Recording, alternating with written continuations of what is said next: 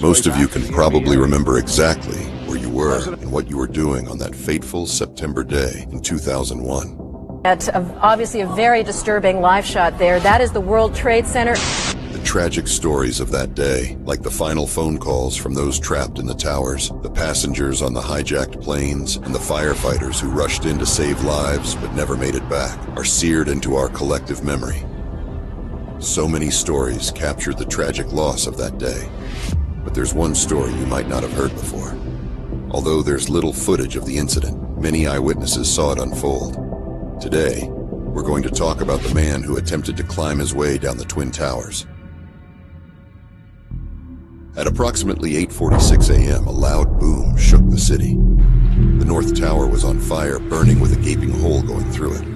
At first, no one knew what was happening. Many heard a loud boom, but had no idea what had caused the North Tower to catch fire.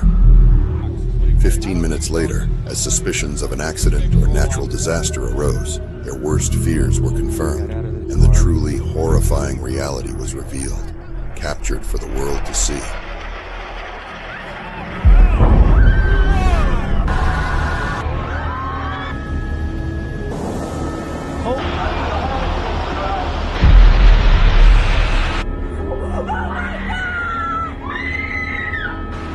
Holy fuck! Oh my god! Oh my god! Another one, another plane just hit. Right, oh my god, another plane has just hit. Yes, that was definitely looked like it was on purpose. Everyone witnessed the second plane strike the South Tower. It became unmistakably clear this was not an accident. America was under attack. The second plane came from that side, right into the side. People trampling each other. The city was gripped by fear as thousands of firefighters and police rushed to the scene, determined to save as many lives as possible. News outlets scrambled to broadcast the events live, with millions of viewers around the world glued to their screens, watching as the unthinkable happened. The sense of confusion and terror was palpable, but there was also a growing sense of urgency and determination among the first responders as they raced to save as many lives as possible. The most harrowing aspect of this tragedy was that hundreds of people on the top floors of the towers were now trapped with no escape. The plane collisions obliterated all means of exit, and the raging fires only worsened the situation. The internal damage, particularly in the North Tower, was so severe that all the stairways became completely impassable, leaving no possible way of escape.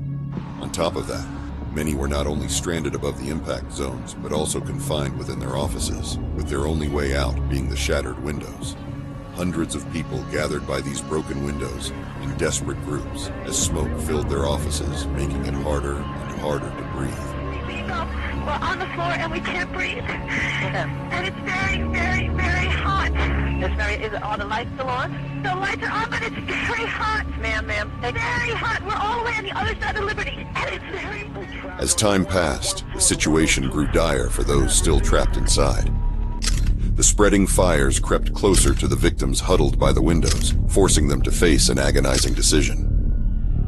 They could remain in the sweltering rooms, enduring unbearable heat that would slowly cook them alive. Or they could choose to jump out for a quick and certain death. Tragically, many chose the latter, deciding that a few terrifying seconds was preferable to the unbearable heat inside. People are jumping out the window.